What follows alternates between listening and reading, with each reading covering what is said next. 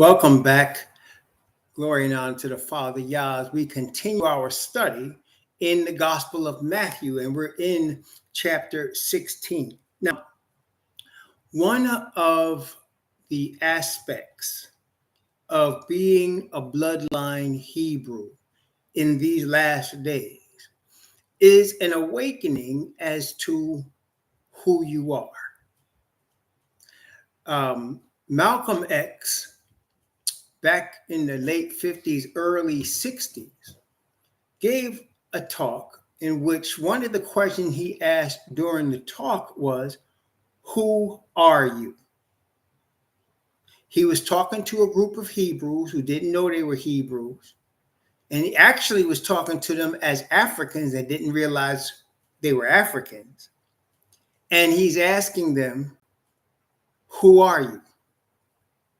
This was a question that really, even when I was a Christian, was something that struck me as part of my awakening, because at that moment, having been in Christianity all of my life, it never occurred to me that it was important for me to know who I was.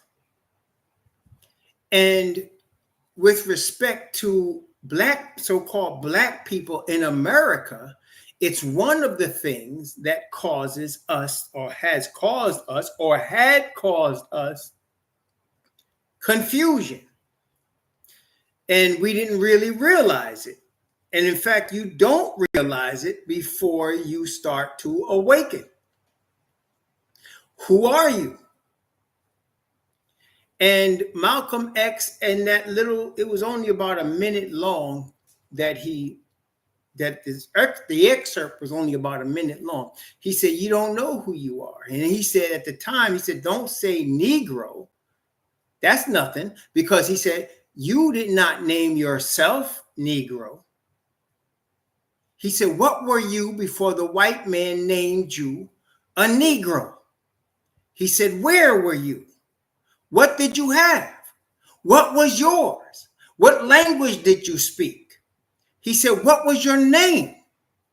He said, "It couldn't have been Smith or Jones or Bunch or Powell." He said, "That wasn't your name." He said, "They don't have those kind of names where you and I come from." He said, "No, what was your name? And why don't you now know what your name was then? Where did your name go? Who took it? And how did he take it?" He said, "What tongue did you speak? And where did you learn the tongue you have now? What was your tongue? How did you lose your tongue?" And he said, "How did you become as dumb as you are right now?" This struck me because as I thought about it, and I grew up on Long Island in New York. For most of my life, I was in Long Island. I was born in Hempstead, Long Island, and I was raised in parts of Long Island from Hempstead out to Suffolk County. And I was mostly raised, we were in a Black neighborhood, and it was a nice neighborhood. We lived in a nice Black neighborhood on Long Island. That's how I grew up. I had family that lived in the projects in Hempstead. But my brother and myself, we lived out in Suffolk County, and we lived in a house, and we lived in a neighborhood of houses. There wasn't even no apartments in our neighborhood. Everybody had a little house, and everybody kept their little yard, and that's what we knew. But we used to call it the 4 blocks because it was 4 blocks in the shape of a triangle, and it was a very small section of the town we lived in. When we went to school, I counted it. There were 62 school buses every morning dropping kids off at my high school. There was 1 bus of us and 61 buses that were mostly they were mostly Catholic people by religion, but they were Italians mostly. And then you had Irish people. And then, of course, you had Ashkenazi Jews. So you had Italians, Ashkenazi Jews, and Irish people. That was, I would say, easily 90% of what we grew up with. And so we would talk, when you're dealing with kids. I knew this one kid, his parents would take him back to Germany every year because he came from Germany and he had family in Germany and they knew their name and their history from Germany. Had friends of mine that were Italian and they knew where their Italian roots were and what part of Italy, the northern Italy they came from or whatever the town was and how they got their name. And of course, there were the Ashkenazis who were from Europe. And they knew about being from the Holocaust. We even had teachers that had the tattoos from the camps on his arm. And they were from the Holocaust. And they all had some semblance of who they were. But we didn't. And I thought about that. And I said, how come we don't know who we are? And Malcolm X said we was dumb, not knowing who you are. And another speech, he said, we have a form of amnesia. He said, because if you ask us our name, we don't know it. We're wearing the name of some person that is a family member of somebody that once enslaved us. So we don't even know our name. We have amnesia. We have forgotten who we are. And so part of the awakening for myself was understanding that I am by blood a descendant of Abraham, Isaac, and Jacob. From studying the Bible, I am by blood a descendant of slaves. I am by blood a descendant of people that were raised in sharecroppers and on my father's side from Florida, they were pickers of fruit, laborers. See, back in the day, the jobs now that people come from other countries and take like fruit pickers and vegetable pickers, that used to be people that were former slaves that did that work. And my family did that. And it came from people that were domestic help, cleaning people's houses, taking care of white people's babies. That was on my father's side. And on my mother's side, they came from Jamaica. My grandfather, my great-grandfather was what they called a maroon in Jamaica. And they came from English slavery in Jamaica. But I didn't really know who I was. How did we get there? What were we before that? And learning from the Bible that we were descendants of Abraham, Isaac, and Jacob gave me the sense of knowing who I am and how I got here. Not only that, what it means to be who I am and how I got here. And then where I'm going from here. And of course, the key to opening these things up for me was reading the Bible. Okay, the key to opening these things up for me was reading the Bible. And as I read the Bible and understood that it's talking about my people, I started understanding things like legacy. Moses, notice what he said in Deuteronomy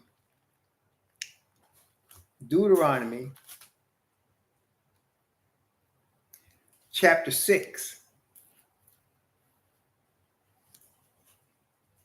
Deuteronomy chapter 6. I'm going to read from verse 1. Deuteronomy chapter 6 from verse 1 down to verse 9. Deuteronomy chapter 6. Actually, I could read from verse 1 to 7. Deuteronomy chapter 6, 1 to 7. Now these are the commandments, the statutes, and the judgments which Yahweh your Most High commanded to teach you, that ye might do them in the land whither ye go to possess it, that thou mightest fear Yahweh thy Most High, to keep all his statutes and his commandments, which I command thee, thou and thy son and thy son's son, all the days of thy life, that thy days may be prolonged.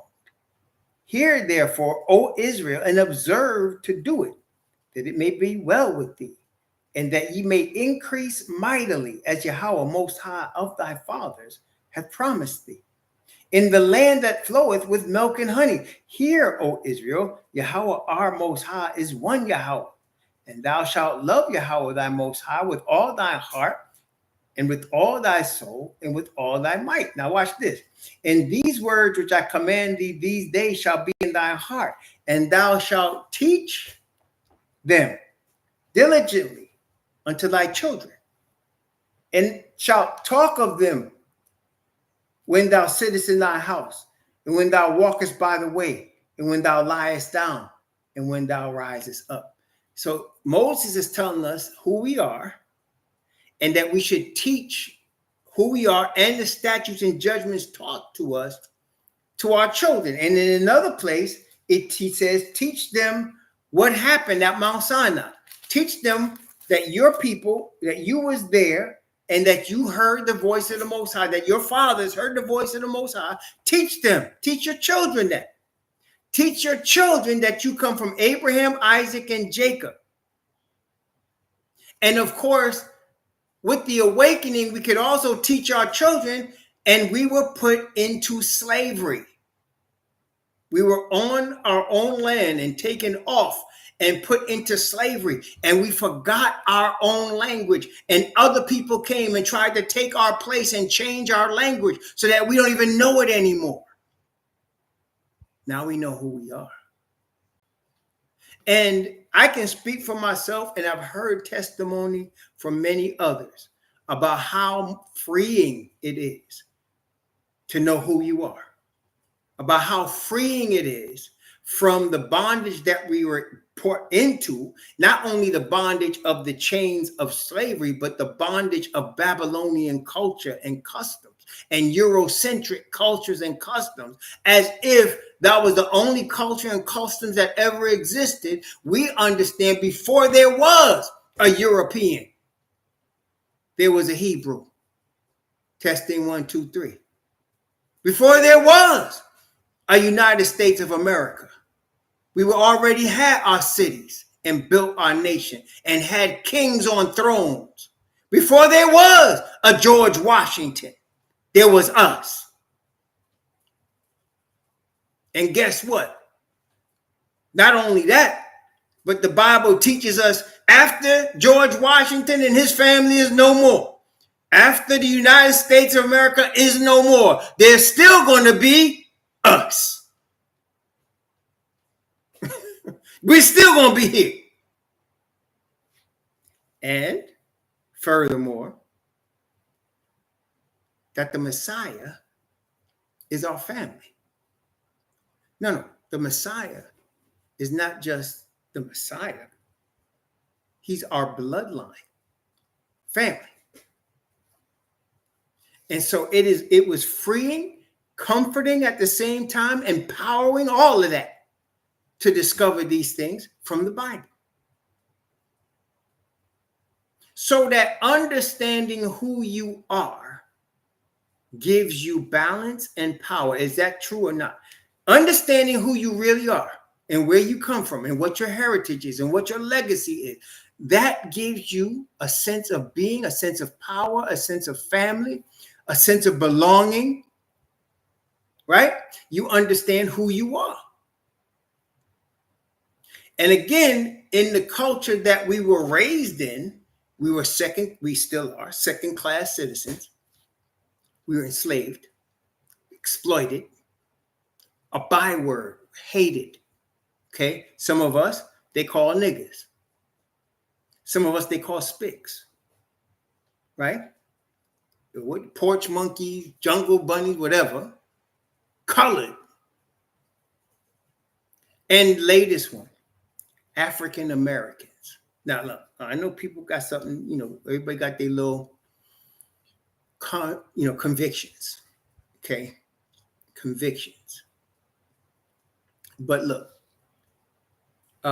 Malcolm X said this too. He said, when people came from Europe to the United States, they didn't need to pass any special civil rights legislation for them. Like when people came here from Poland They didn't need any special legislation passed for them to get civil rights. They didn't need to march on Washington to get fair treatment. When people came here on the boats from Italy, they didn't have to do that. They didn't have to go through all of that to get treated like human beings. Why is it that we had to go through all of that to get treated like human beings? Because we're not like all the other people. That's why. It's obvious. We're not like them. And everything I just named were consequences outlined in the Bible of what will become of us as a result of disobedience to our God.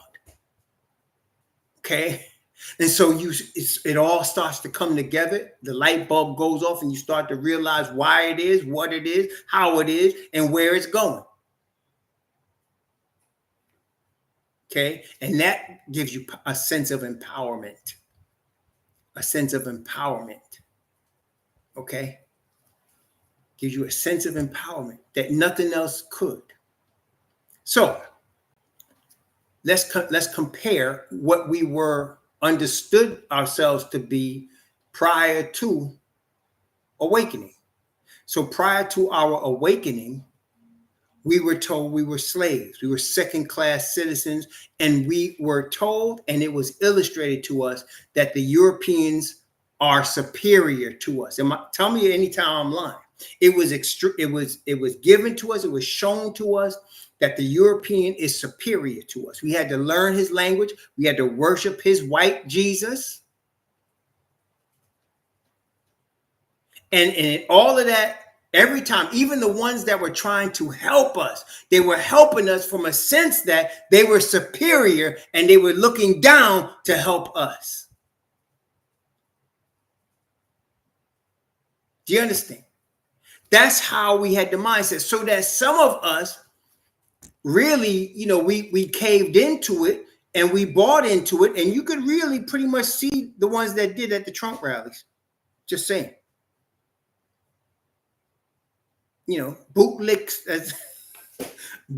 coons that just begging massa, accept me, please, massa. I'll take my place. Accept me. Because we don't know who we are and where we come from. We don't know our heritage. We don't know our legacy. We don't know it. And so there was a identity given to us, a false identity given to us, and we bought into it. Am I lying yet?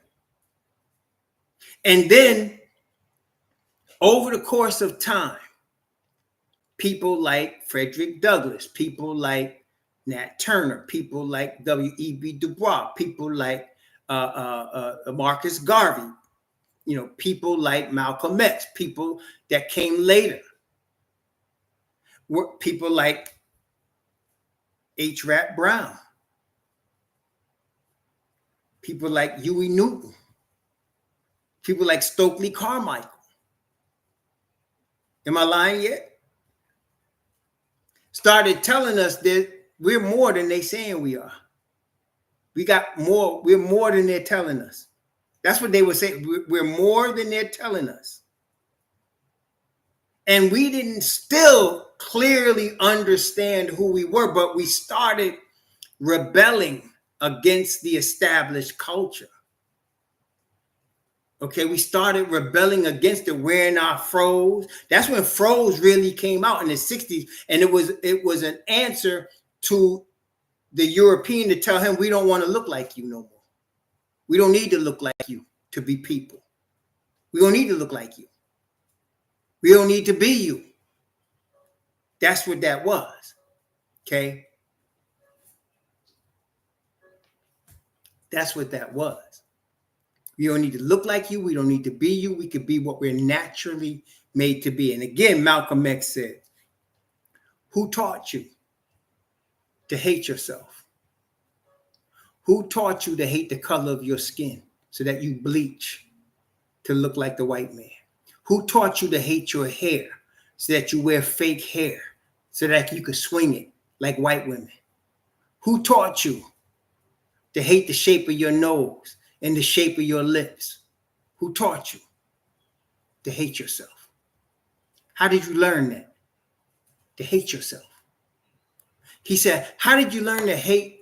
He called it the race that you belong to. How did you learn to hate the race that you belong to so much so that you don't even want to be around each other? Who taught you that? How did you learn that? Okay. Who taught you? And that's the question I started to ask myself. Who taught me to hate my own people? Who taught me that a dark-skinned woman with short hair was ugly? Who taught me that? Why did I think that? Where did that come from? Well, I looked around at the 61 other buses and realized that over the years, they taught me that. That's how I learned that. That's how I learned it. And then I started thinking, let me name one so that we can make it clear. There's a woman named Kim Kardashian. She come from Armenia. Her family come from Armenia. Okay. That's a tribe of children of Yafet, but they are generally black, darker hair. Okay. Get a little more color than most of the children of Yafet, but they still from the children of Yafet, right? So in order to attract a certain type of men, she started getting operations on her behind to make her behind look more like a black woman. And tell me when I'm lying yet. She started showing herself with a little bit of backside to try to attract certain men. Am I lying yet? So in other words, and then it became a trend. Like I go and I look up workouts, and half the workouts I look at a white woman trying to grow their gluteus maximus, doing exercises to grow their gluteus maximus. Why are they doing that? You know why? Because sisters naturally have that. They ain't have to do no workout to get that. They don't have to have no workout to get that. They born with it. And that's just an example. Injecting the lips, trying to get, when they do bodybuilding competitions, they put this tan stuff all over their skin so they could look like they got some color, because the muscles look better when it's glowing in color. We ain't have to do that to look like that. And it's interesting, the black bodybuilders don't do that. The white bodybuilders do that so they can look like they got some color. So while we were taught to hate ourselves, the people that was teaching us that was actually hating themselves. Isn't that amazing? So, brethren, the question for today is, who is the Messiah? Matthew 16. Who is the Messiah? Who is he?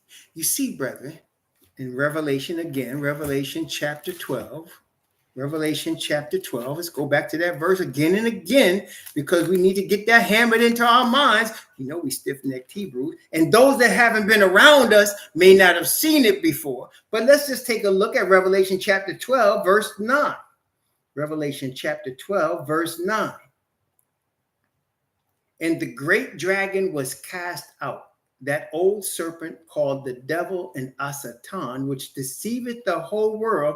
He was cast out into the earth, and his angels were cast out with him. The Bible makes a declarative statement that the devil is deceiving the entire planet Earth. And that the devil, it says in Revelation 13, created a beast, Revelation 13:2. And the beast which I saw was like unto a leopard, and his feet were as the feet of a bear, and his mouth were as the mouth of a lion. And the dragon gave him his power, seat, and authority. So the dragon created his own chosen people. He created his own religion. He changed the look of Messiah to look like the people he chose for his kingdom.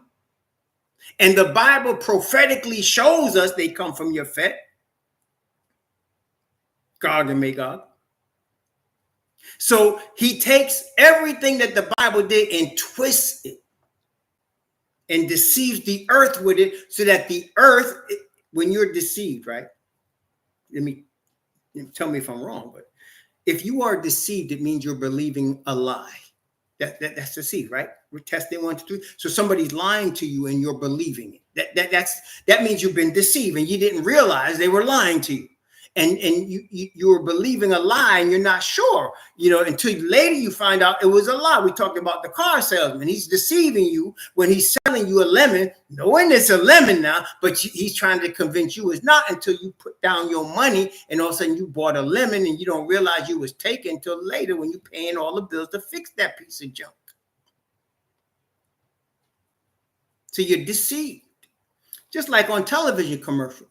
When you see television commercials, right, for either some drug or let's say alcohol, right, if it's for beer, especially at sporting events, you see more beer commercials than anything. They'll show a lot, and they'll show your favorite celebrities, entertainers drinking the beverage, right? They'll show your favorite celebrities drinking the beverage. They'll show young people in great shape, hanging out in bars, drinking beverage, that if you drink it, that's why you got the biggest stomach than the chest, right? But they're drinking it and they look like they're in shape. And some of them, they even show them working out and they show all that stuff. And you be like, dang, man, they don't hurt. And then they be showing all these drug commercials with people having fun and overcoming whatever drug they're telling them, take this drug, but the side effects will kill you. But take this drug and look how good they look. Look how much fun they having.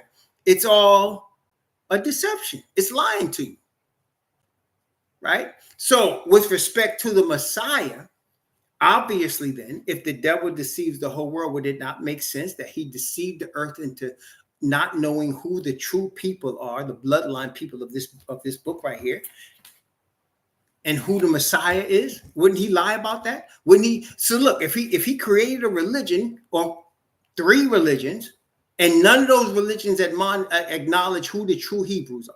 None of them. None of them acknowledge perfect righteousness and how it's given. None of them.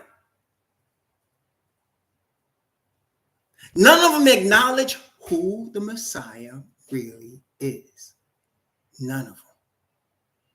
None of the 3 Abrahamic religions acknowledge who the Messiah really is. None of them. Okay, let's go through it.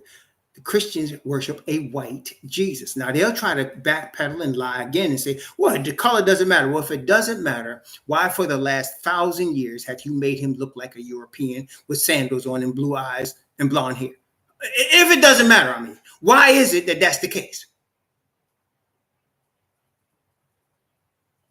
And why is it that he has to be looking European and you only have to use the New Testament? Why is that? That's Christianity. Islam thinks that he didn't die on the cross for nobody's sins. He's not the son of the Most High. He is a prophet, though, like Muhammad's a prophet. They're like equal. That's what Islam says. And of course, Judaism say, well, he didn't come yet. We're still waiting for him. Ain't no Messiah appeared yet. We're still waiting for him. Is that right? Did I lie yet? Any Christians can tell me I'm lying? Judaism? Muslims? Did I lie yet?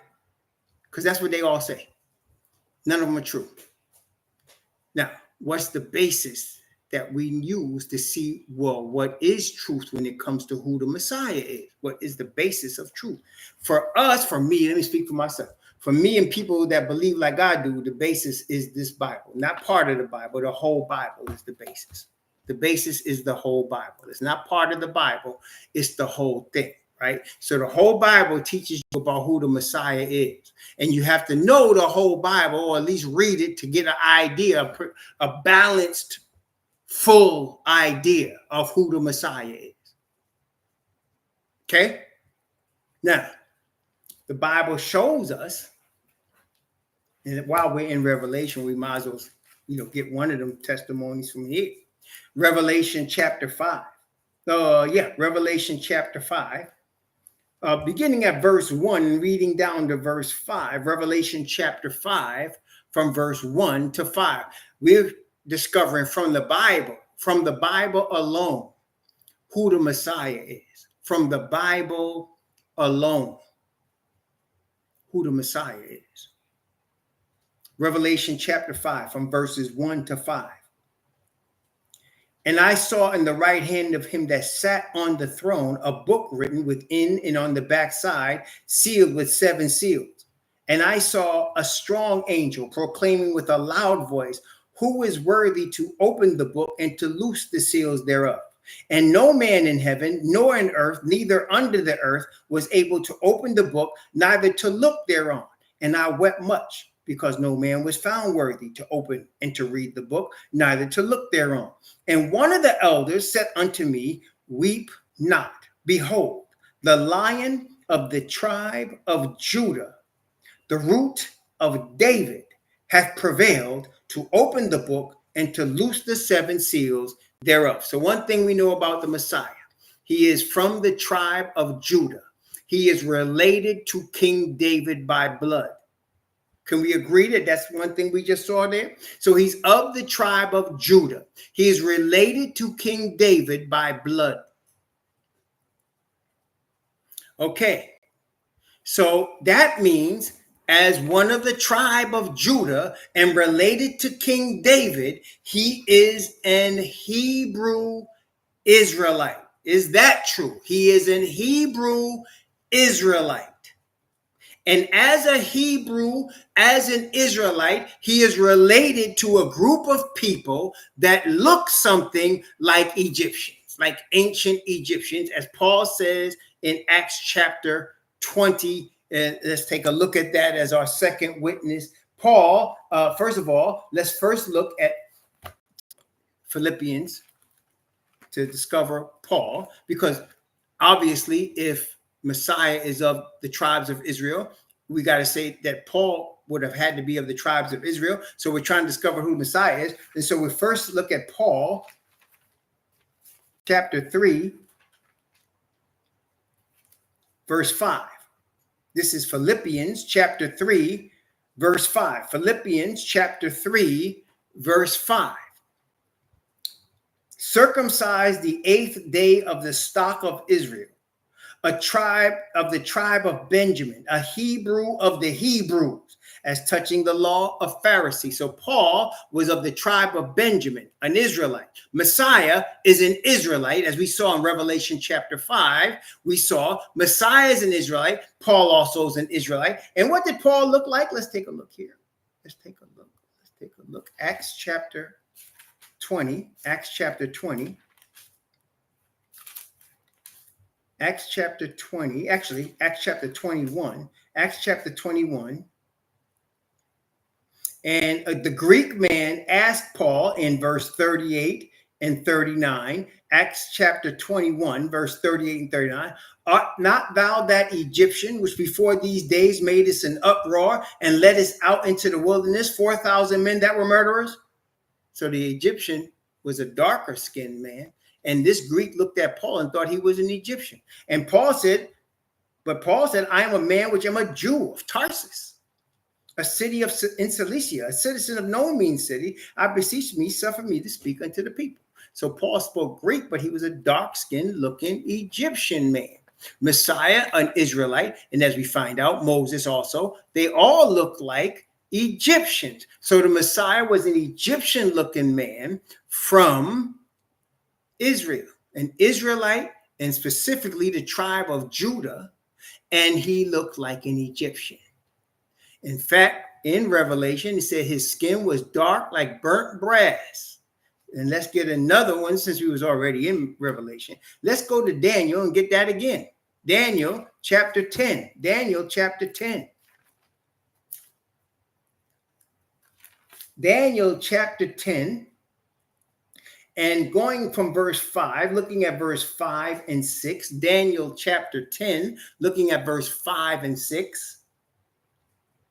Then I lifted up mine eyes and looked, and behold, a certain man clothed in linen, whose loins were girded with the fine gold of Uphaz. His body also was like the beryl, and his face as the appearance of lightning, his eyes as lamps of fire, and his arms and his feet in color like polished brass. And the voice of his words like the voice of a multitude. Now, polished brass. Now, you want to see what polished brass look like? I mentioned bodybuilders before. Look when they cover their skin with some stuff to make themselves look like bronze. That's what the Messiah looked like. That's the color of his skin. Except the Bible also said it was like it was burned in a furnace. Also, we know the Israelites spent at least a few centuries in Africa. Right? So, who is Messiah? Messiah is an Israelite man that looks like an African man. Okay, we got that so far? Well, while we're in Daniel, wait a minute. Let's go to the previous chapter, chapter 9. Daniel chapter 9. Again, we're talking about Messiah. Daniel chapter 9. Who is he? Verse 25. Daniel chapter 9, verse 25. Who is he? Well, he's from the line of the tribe of Judah, an Israelite. He's a man that has skin that looks like burnt brass. That's who he is. He has woolly hair. Revelation chapter 1. He has woolly hair. Okay. Verse 25 of Daniel chapter 9. Daniel chapter 9, verse 25. Know therefore and understand that from the going forth of the commandment to restore and to build Jerusalem unto Messiah the Prince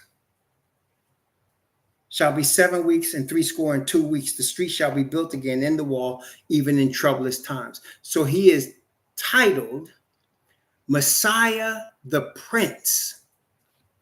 He is the root of King David. He is a prince. What is a prince by definition? A prince is a son of a king. Testing 1, 2, 3. The prince is the son of a king. Testing 1, 2, 3. So Messiah, the prince, is the son of a king. He's a bronze-colored man, burnt brass. He has woolly hair, and he's an Hebrew Israelite. This is who Messiah is. Did I lie yet? Did I get anything from the Bible wrong? Did I misinterpret something? Is everything there? See, some people, like in Jeremiah, said, my skin is black upon me. And so they said, see, he's black. And some people say, no, that just means what he was feeling like. Okay, fine. I just didn't give you that verse. I didn't give you that. I gave you the one that said he looked like an Egyptian. He got woolly hair. He got skin like burnt brass. I gave you those.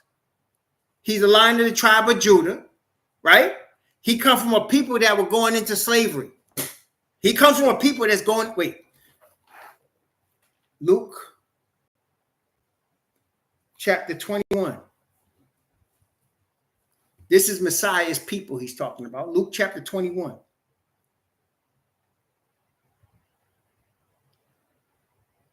Let's see. Beginning at verse 23. Messiah is talking about Jerusalem. Jerusalem is where Jews are, or where Hebrews are, Yahudi, right? Luke chapter 21, verse 23 and 24. But woe unto them that are with child, and to them that give suck in those days, for there shall be great distress in the land, and wrath upon this people.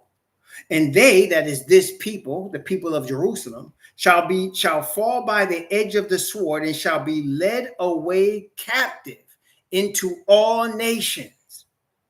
Jerusalem shall be trodden down of the Gentiles until the time of the Gentiles be fulfilled. So Messiah is of the Israelite people, a people that's going to be led away captive into all nations. And as Moses said, let's go there. Deuteronomy chapter 28. Deuteronomy chapter 28. We're talking about who the Messiah is. Deuteronomy chapter 28.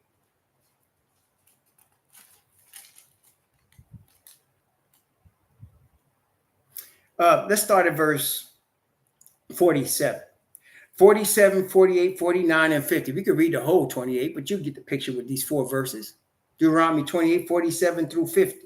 Because thou servest not Yahweh thy most high with joyfulness and with gladness of heart for the abundance of all things, therefore thou shalt serve thine enemies, which Yahweh shall send against thee in hunger and in thirst, and in nakedness and in want of all things. And he shall put a yoke of iron upon thy neck until he have destroyed thee.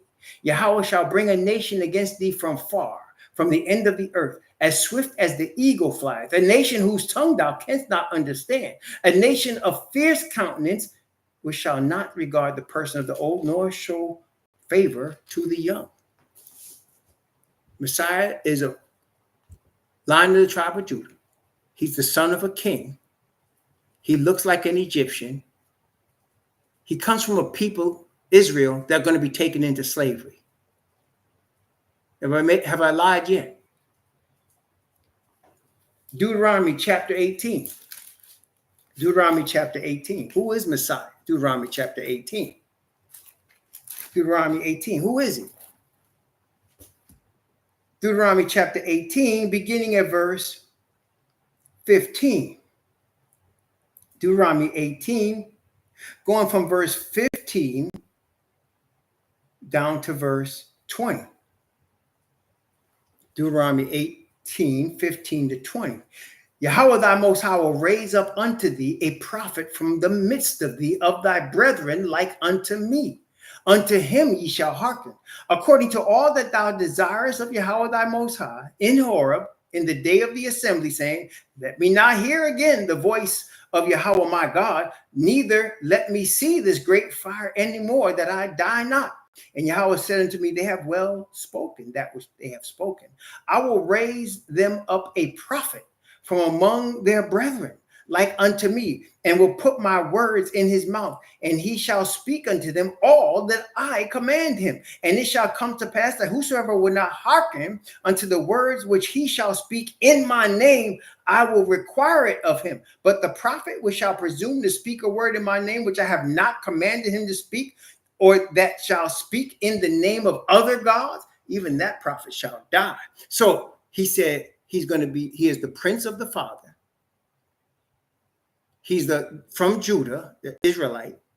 He's going to be a prophet that is raised up like unto Moses, that's going to speak in the Father's name and speak the words that the Father gives him. That's the Messiah. Wait a minute. Psalms. Who is Messiah? Psalms 110. Psalms 110. David. What did David say? Psalms 110. From verse 1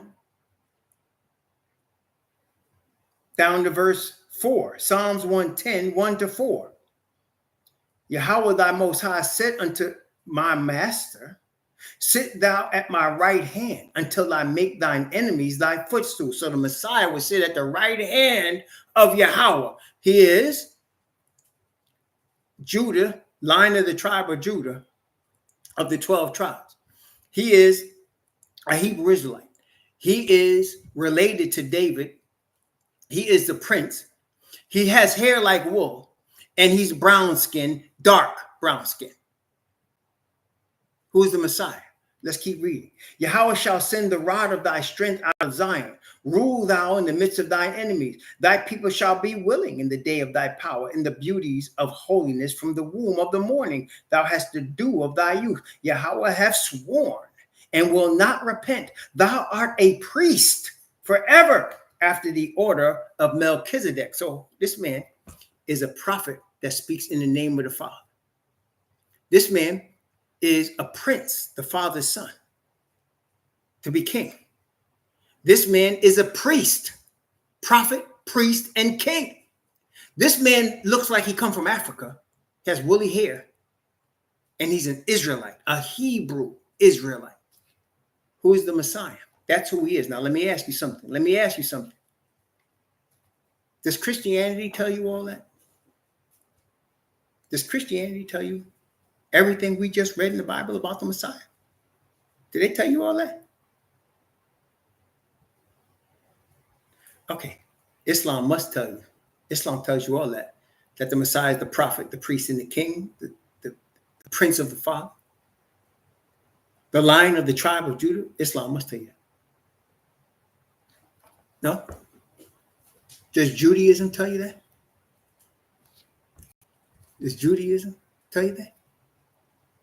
No. So the three Abrahamic religions don't tell you who the Messiah is. But the Bible tells you who the Messiah is. And it tells you you're related to the Messiah. Did I lie to you yet? Have I lied to you yet? Well, I mean, the standard of what is truth is this book. If that's what we're using as the standard of what is true, the measure of what is true, I didn't lie to you yet because everything I got was from my book. That's who the Messiah is. Now, when the Messiah was born of a woman, the second Psalm, Psalm 2. When the Messiah was born of a woman, it was prophesied that he would make an appearance, as Daniel said, when Messiah the Prince comes. So there was going to be a time when he's going to make an appearance to Israel. Israel was actually supposed to be looking for him. They were supposed to be waiting for him. They were supposed to be ready for him. In fact, the angel Gabriel warned Daniel. 70 weeks are determined upon thy people to make an end of sin, to bring in everlasting righteousness, and to prepare to meet the most holy. Okay. Psalm 2. I'm going to read the whole thing. It's only 12 verses. Psalm 2. Why do the heathen rage and the people imagine a vain thing? Why do the people imagine a vain thing about the Messiah?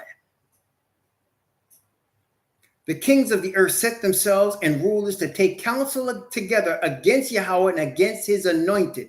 The word anointed is translated from the word Mashiach, Messiah.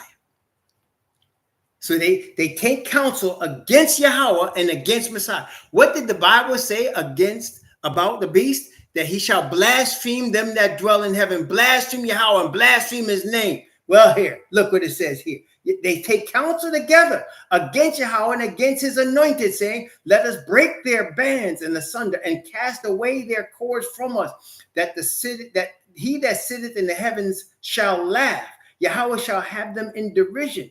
Then shall he speak unto them in his wrath and vex them in his sore displeasure.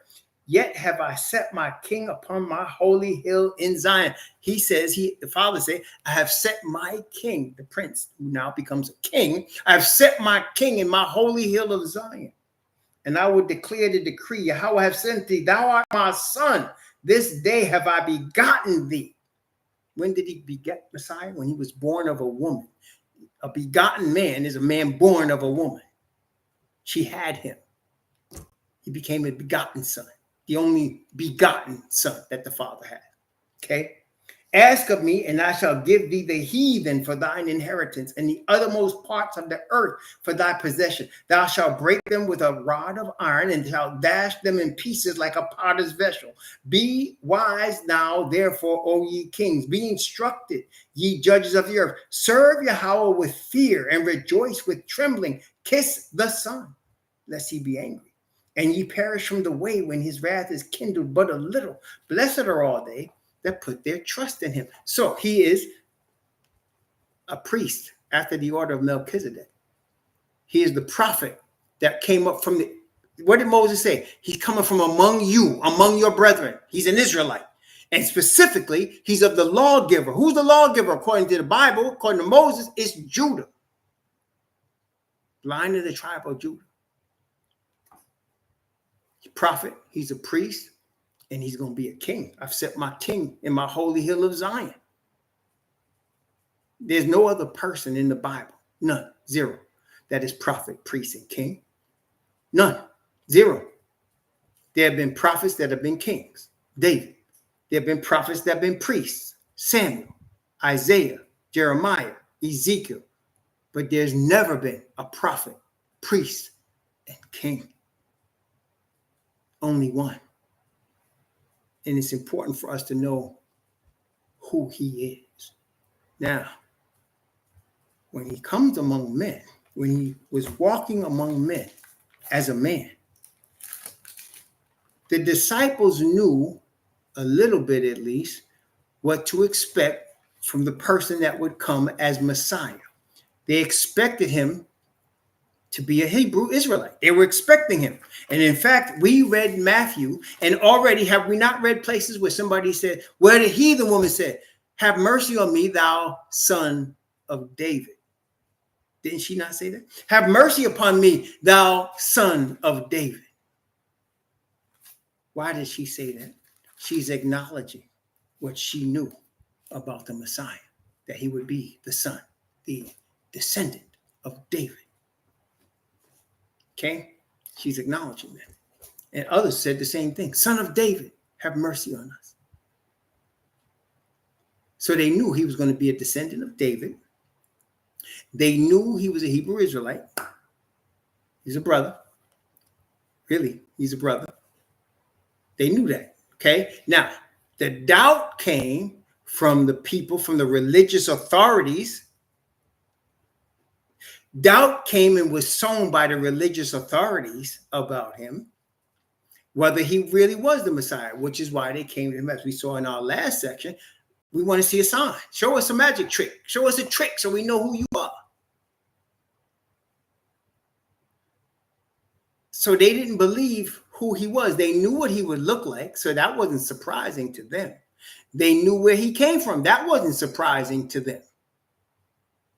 But now, those miracles he was doing, they were not expecting that.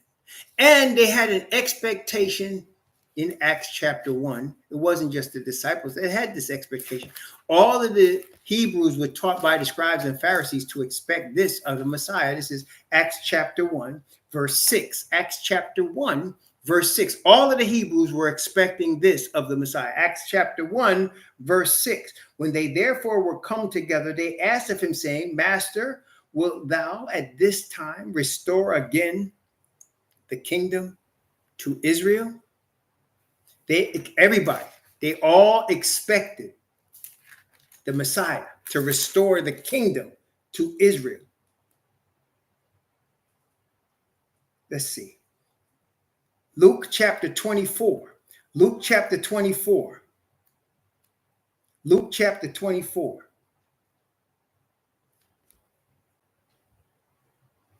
Hold on. Luke chapter 24, beginning at verse, let's see.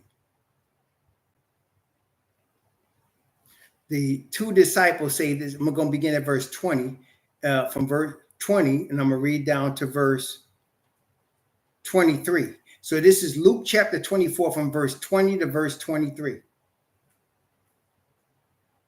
And how the chief priests and our rulers delivered him to be condemned to death and have crucified him. But we trusted that it had been he which should have redeemed Israel.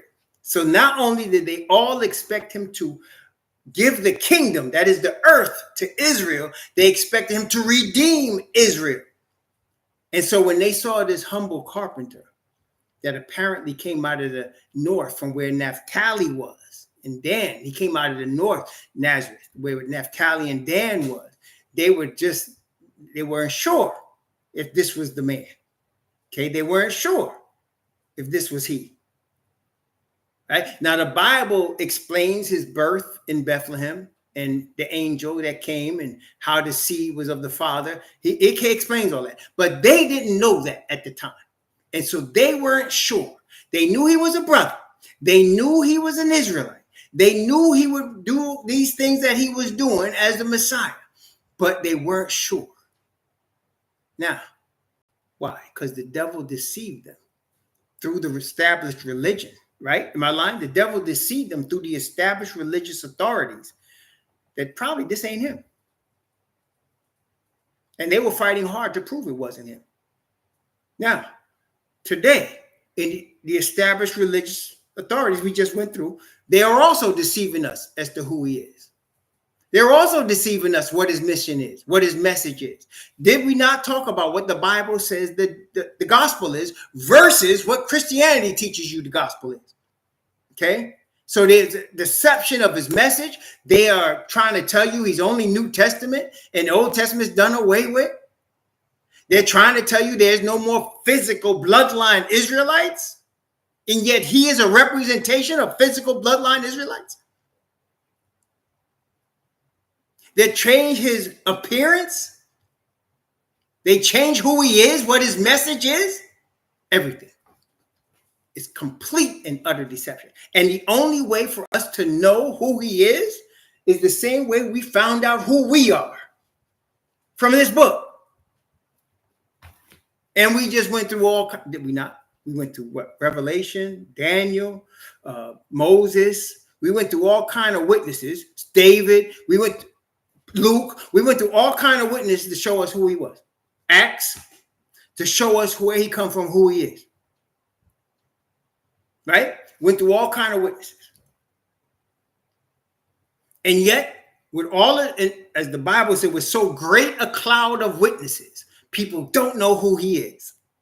And I'm not even lying to you, because we didn't know who he is. Matter of fact, we didn't even know who we were. We didn't even know who we were. It's when we find out who we are that we found out who he is. Before we know who we were, we didn't even know who he was. We couldn't tell you who he is. That's why somebody like Elijah Muhammad can show up and say, I'm the messenger of Allah, and make references that he's the Messiah. And others have done the same thing, not just him. Others have done the same thing. Both people from the children of Yafet and people of Hebrew Israelite, they made references as if Messiah's already come. There was a bunch of people out there in was it Simona in the Middle East with this guy claiming to be the Messiah from Chicago.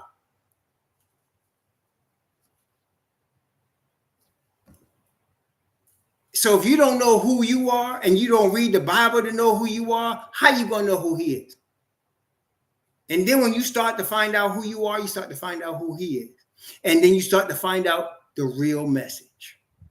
The real message. Okay. So now the disciples, that's why they're his disciples, because they all at least appear to believe. Yeah, right.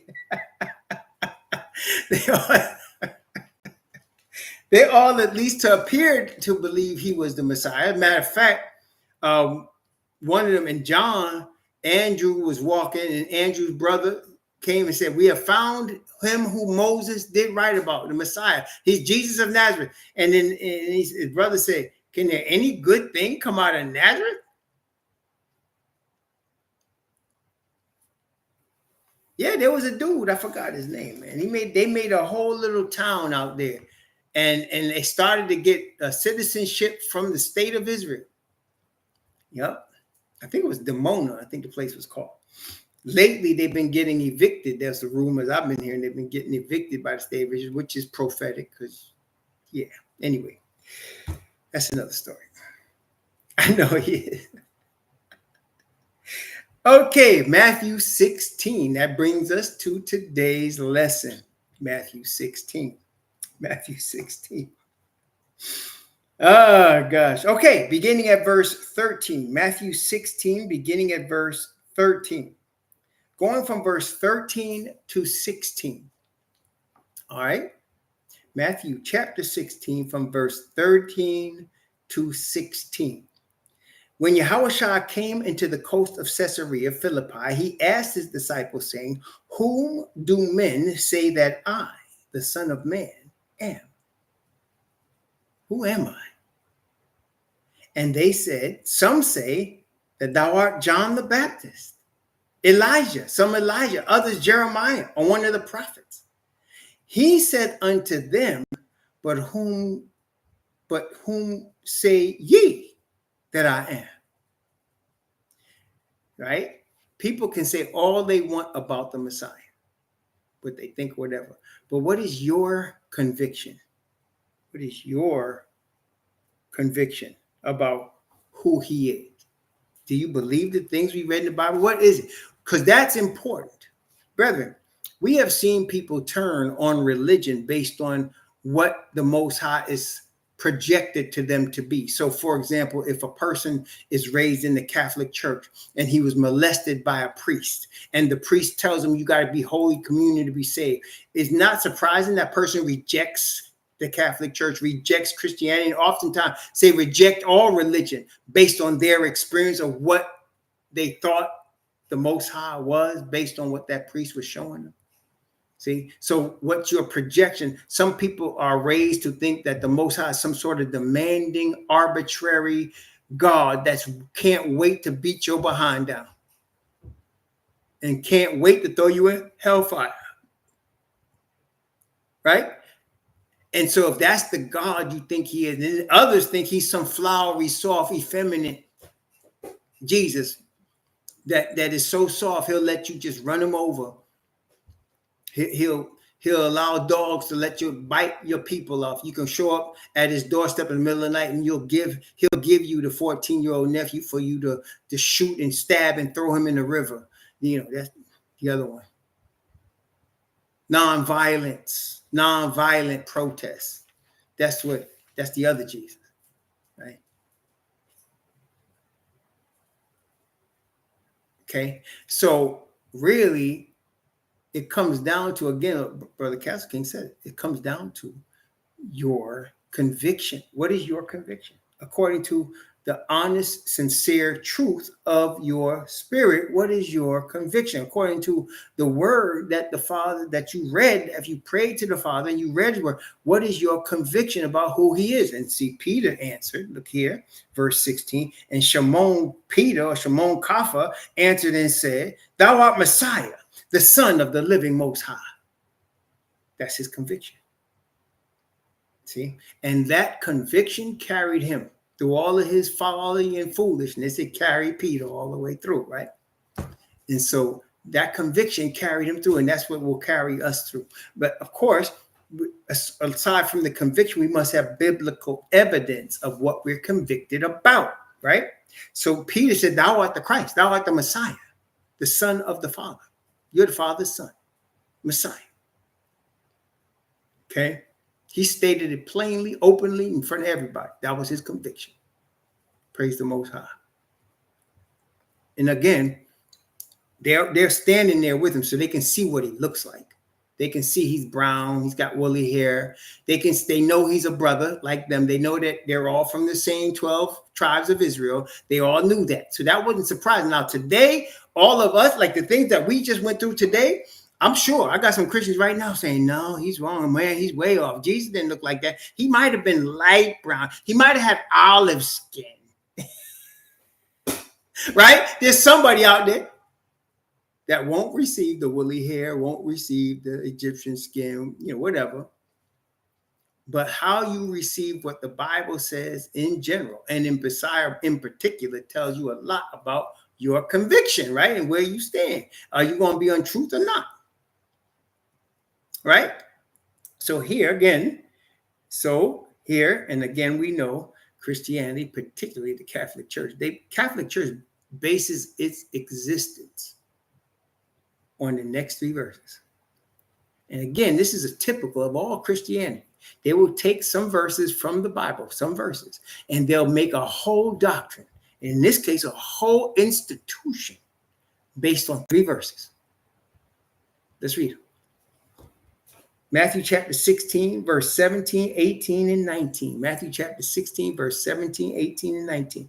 And Yahushua answered and said unto him, blessed art thou, Simon Bar-Jonah, for flesh and blood have not revealed it to thee, but my Father which is in heaven. And I say unto thee, thou art Peter, and upon this rock I will build my church, and the gates of hell shall not prevail against it. And I will give unto thee the keys of the kingdom of heaven. And whosoever thou shalt bind on earth shall be bound in heaven. And whatsoever thou shalt loose on earth shall be loosed in heaven.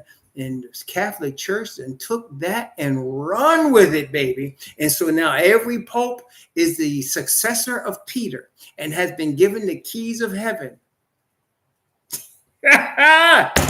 Woo! But that's how they do it. Now, let's get the truth, right? Now, we know who the Messiah is, okay? We know who he is. We know where he comes from. So when he tells Peter, you are Peter, Peter meaning a small stone, upon this rock, this big stone, which is the Messiah himself, I will build my church. And of course, Paul backs that up by saying none other foundation can be laid but that which is laid, even Jesus Christ. Not aside from that, Messiah is the one that was given the kingdom in both Daniel chapter 7, as well as we just read in Revelation chapter 5. He was given the kingdom, not Peter. He is the rock of Daniel 2, not Peter. Okay. And then he said, the gates of hell shall not prevail against it. This is an important term. gates of hell shall not prevail against it. That's a very important term. Why do I say that? Well, in Bible times, nations had major cities like they do now. They had capital cities. And generally in that time, at that time, during the Bible times, the nations were led by kings. It was not, uncommon for every nation to have a king, a monarch. That was the king or the head of the nation. Generally, the king lived in the capital city. Okay, that's why you got the president of the U.S. in the capital of Washington, D.C. And a lot of nations do the same thing, but they got it from ancient times. In ancient times, the king lived in the capital city. Now, the capital city was the most, because the king was there, it was the most fortified city. Usually had a big giant wall around it and very heavy gates that were guarded and guards on top of the wall of the city. Okay, so that if somebody was coming to attack, the victory could not be won unless they got through the gates. Does that make sense, y'all? So the victory could not be won unless they breached the gates of the city with their armies. Once they destroyed the city or broke through the gates, then the city was going to fall. Okay? So once they broke through the defenses of the city and got the capital city, it was like, and they captured the king like on a chessboard, game over, checkmate. Checkmate, right? You got the king, checkmate. So now he's saying to Peter, the gates of hell shall not prevail against the kingdom.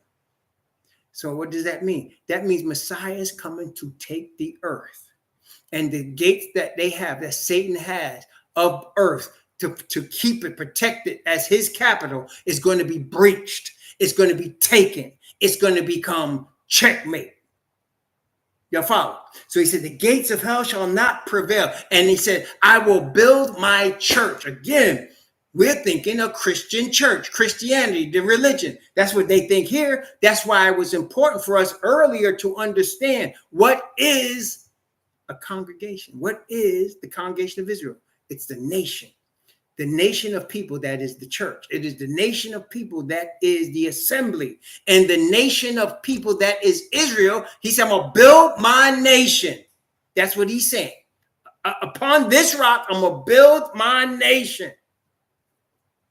The nation of Israel. And the gates of hell are not going to be able to stop us.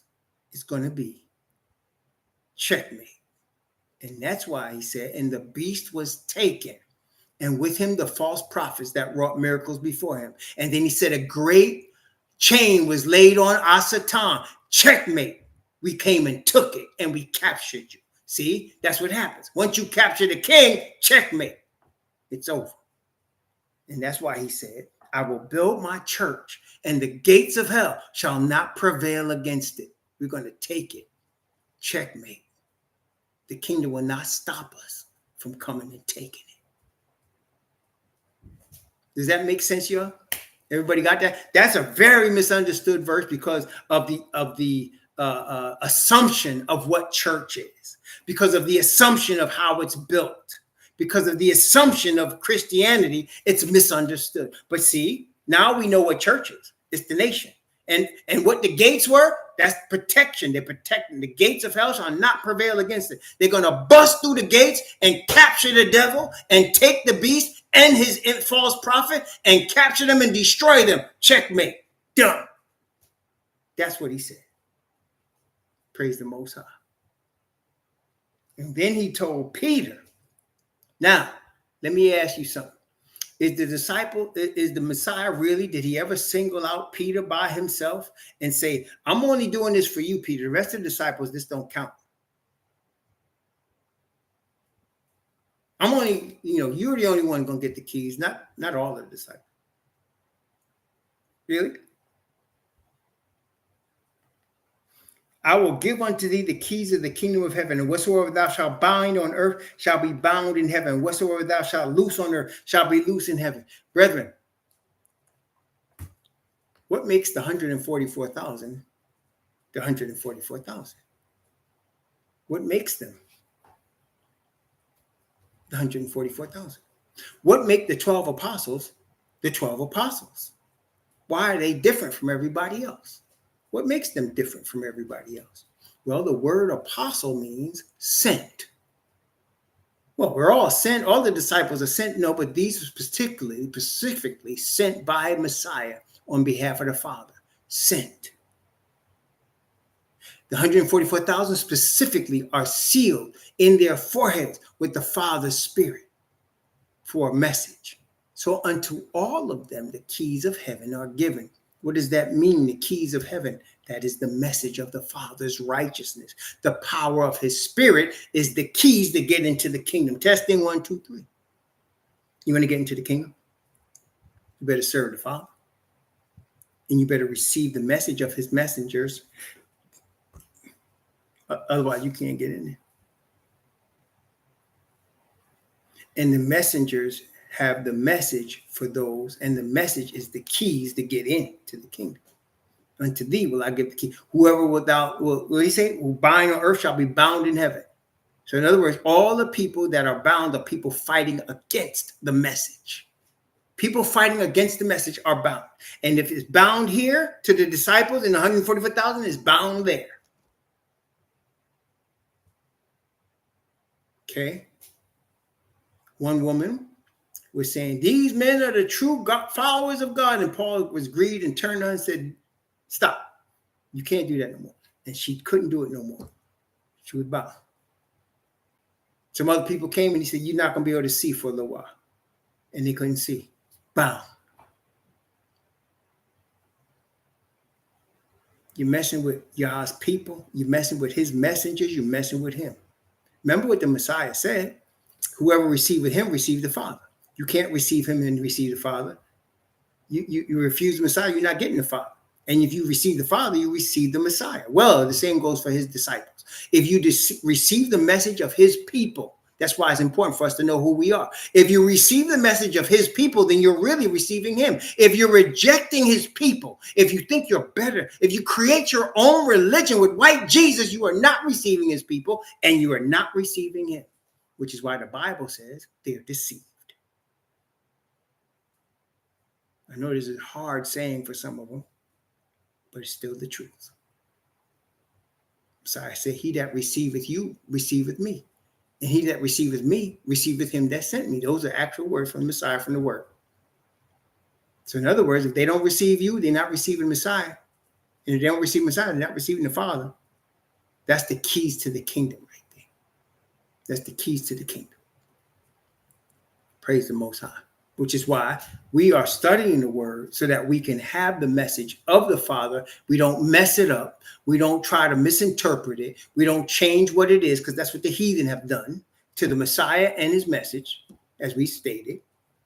They changed his message, changed his identity, changed everything about him to make him something other than what the Bible says he is, in order to try to take attention from us who are his true bloodline descendants. Isn't that amazing? Well, praise the Most High. We'll continue in chapter 16 next week by the grace of the Father, Yah. Until then, may the Most High bless you and keep you. May he cause his face to shine upon you and be gracious unto you. May he lift up his countenance upon you and give you peace. Yes, you cannot alter the message. Thank you. Shalom.